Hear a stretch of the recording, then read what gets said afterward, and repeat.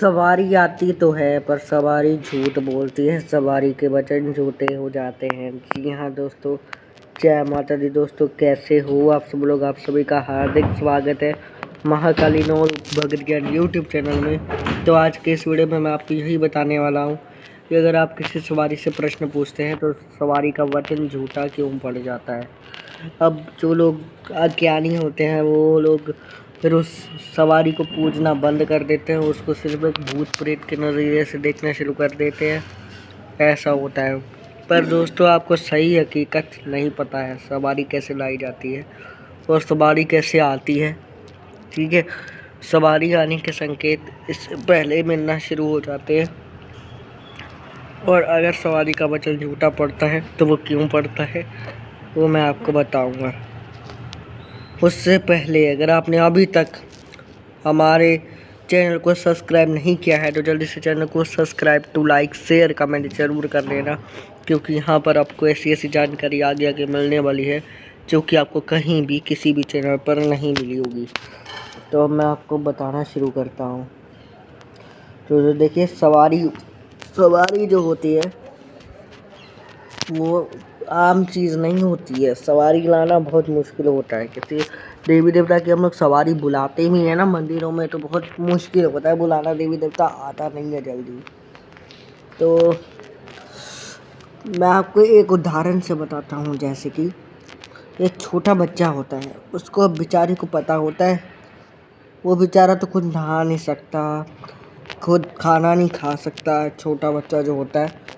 वैसे ही हमारे अंदर जो है शक्ति पुंज होता है सवारी का, वो हमारे अंदर पहले धीरे धीरे पैदा होता है।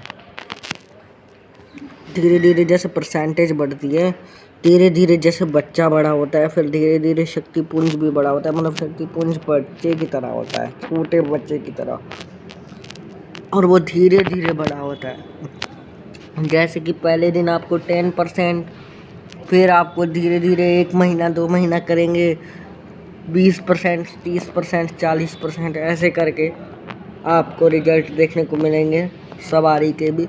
तो अब कई लोग क्या करते हैं मैं आपको बताता हूँ। और अब सवारी जो होती है वो कोई आम चीज़ तो होती नहीं है कि सवारी जो होती है वो स्वयं देवी देवता होते हैं। ठीक है, सवारी जो होती है वो कोई आम चीज़ नहीं होती है और उसके वचन जब झूठे पड़ जाते हैं तो कौन झूठा बनता है? देवी देवते। पर देवी देवते झूठे नहीं होते, वो मैं आपको बताने वाला हूँ आगे। देखिए, अब वो बच्चा जैसे बड़ा हो जाता है, भले आप मेरी बात सुनिए, जैसे वो बच्चा बड़ा हो जाता है तो वो आपकी हर प्रकार से रक्षा करता है। भले वो आपका पुत्र हो, भले कोई भी, भले आपका कोई फैमिली मेम्बर हो, वो आपकी हर प्रकार से रक्षा करेगा। आपके बारे में कोई बुरा बोलेगा तो वो नहीं सुन पाएगा। ऐसे ही शक्ति होती है। जैसे जैसे शक्ति बड़ी हो जाती है, हमारे अंदर शक्ति पुंज बड़ा हो जाता है, वैसे माता या फिर कोई अन्य देवता जिसकी सवारी आती है वो हमारे साथ सवारी रूप में या बिना सवारी के रहने लगते हैं। तो अब देखिए, जो बंदे कई होते हैं उनको सही नहीं पता। अब देखिए, अब मैं आपको मेन बात बताता हूँ। ठीक है, मेन बात बताने जा रहा हूँ, ध्यान से सुनिए।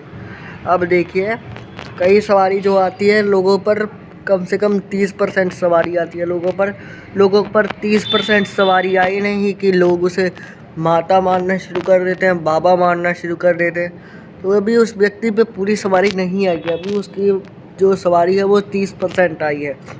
पर वो उसे बार बार कहते हैं ये तो बाबा है, ये तो माता है, इससे सवाल पूछो। और फिर वो पूछते हैं सवाल और वो बोलते हैं, हर बात में बोलते हैं, इतनी छोटी छोटी बात पूछते हैं कि मुझे छींक क्यों आ गई, मुझे छींक क्यों आ गई, मुझे ये क्यों हो रहा है, खांसी क्यों आ रही है।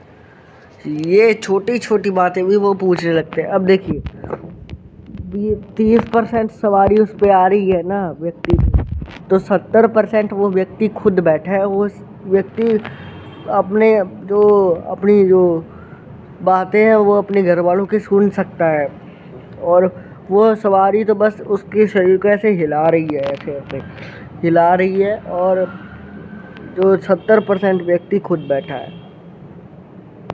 तो देखिए अब वो व्यक्ति क्या करेगा, अपने घर वालों का भरोसा रखने के लिए वो कुछ भी बोलता चला जाएगा। जैसे उसके घर वाले पूछेंगे हमारे बेटे का रिश्ता हो जाएगा, तो वो बोलता है हाँ 2 महीने बाद हो जाएगा, अगले महीने हो जाएगा, फिर होता नहीं है।